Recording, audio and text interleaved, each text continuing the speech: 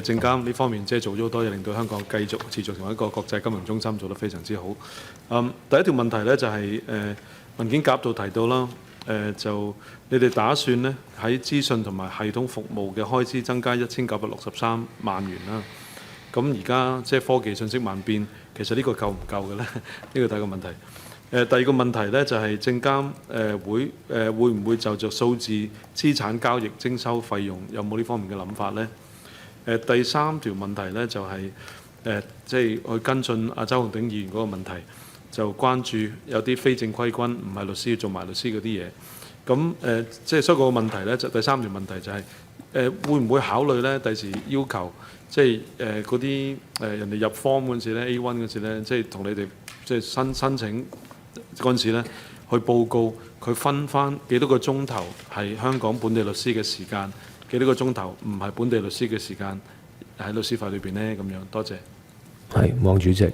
好，唔該啊，陳議員嗰個問題，或者資訊嗰度呢，其實當然啦，我哋證監會我哋有好多項目呢係分階段分批嘅，即係唔係一年就可以完全投入落去嘅。咁所以可能睇到個數字係前期嘅一啲費用，咁但係我哋絕對係認同，亦都鼓舞呢，就係議員都係特別關心我哋，特別喺科技嗰個投入同埋人手嗰個配置嗰度，咁呢個我哋係睇得係好重要嘅。咁我亦都認同呢，就係頭先我哋行政總裁都有講啦，即係嗰個科技對我哋嗰個監察同埋對我哋去促進市場發展係至關重要嘅。所以呢個我哋係睇法係一致嘅。咁至於頭先陳議員嘅第二條同埋第三條問題，或者我都想請阿 Julia 做一個簡單嘅補充。係。楊總裁，就住個數字資產嘅交易係咪徵費嘅問題呢？而家我哋都係喺一個我哋嗰個虛擬資產平台，都係喺一個起步嘅階段，個交投亦都唔係多。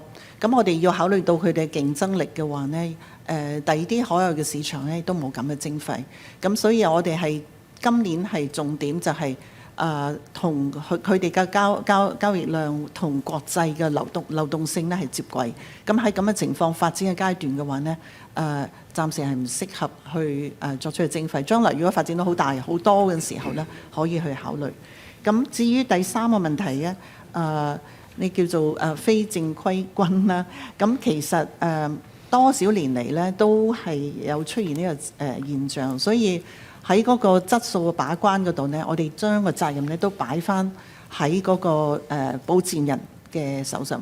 因為如果佢外判或者佢如果去僱用一啲無論係本地或者係內地嘅律師嚟去進行個盡職審查啊，或者其他方面嘅專業嘅意見話呢，佢都有個責任去把關。我哋嘅上市條例亦都冇規定話唔可以用海外嘅律師。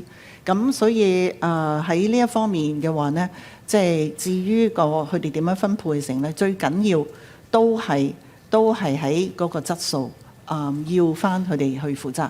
咁我哋亦都因為咁樣呢，就住一啲保薦人主要嘅做保薦人呢一個6號牌嘅申請呢，我哋亦都係加緊咗或者係收緊咗對於佢哋考試嘅規定。但係因為我哋唔監管律師，亦都唔監管，唔係我哋去監管會計師。但我相信財匯局佢哋嗰邊都非常之重視佢哋嘅質量嚇。多謝。